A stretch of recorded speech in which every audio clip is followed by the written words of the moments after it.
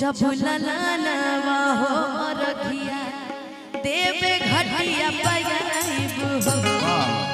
वैसे तो छठी मैया से कुछ भी मांगिए या कोई भगवान से सच्चे मन से कुछ भी मांगिए तो वो जरूर पूरा होता है, क्योंकि ये चीज मैंने महसूस किया है। सच्चे दिल से आप कुछ भी मांगिए आपको मिलेगा जरूर। क्या मामा? सही बात है। हाँ हाँ, जो भी आप मांगिए आपको मिलेगा जरूर, चाहे आज मिले कल मिले। आज नहीं मिलता तो निराश नहीं होना है, कल मिलेगा, सही समय आने पर मिलेगा। एक बार प्रेम से बोल दीजिए सच्चे दरबार की, और मिलके मेरे साथ गाइएगा कि कोसिया भरब चौमुख दिया बजाइब हो, खाने में दिया बनाइब हो।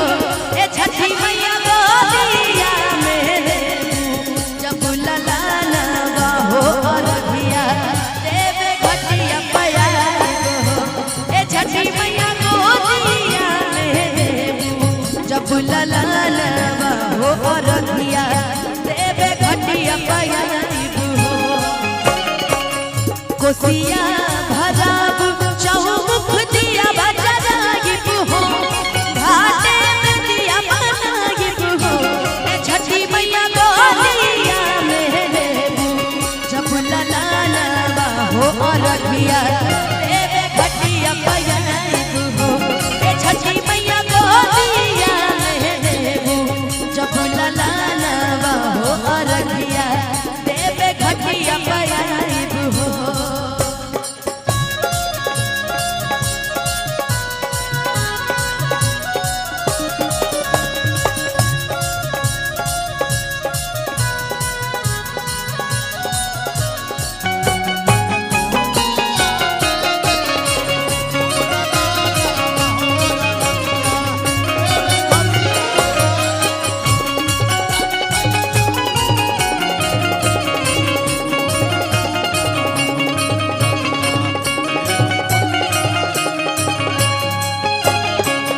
फल फल हरिया से सुपवा सजाई, अपना पलम जी के माथे पर उठाई।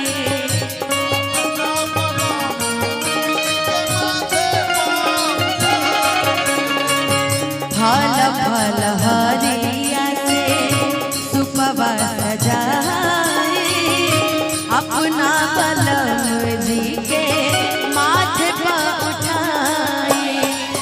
बेदिया बनाइब घाटे भजन गवाइब हो, छठी मैया भजन गवाइब हो। ए छठी मैया गोदिया में जब ललनवा हो रखिया देवे घटिया पयाइब हो। ए छठी मैया गोदिया में जब ललनवा हो रखिया देवे घटिया पयाइब हो।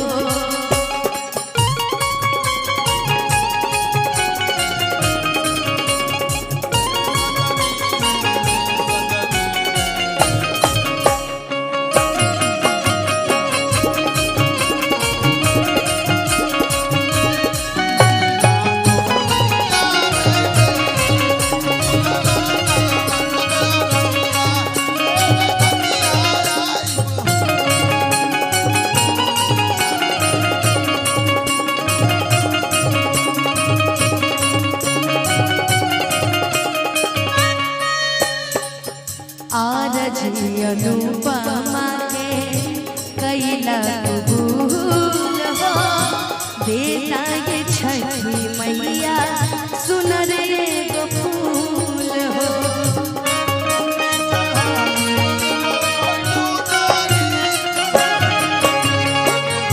अर्जी अनुराग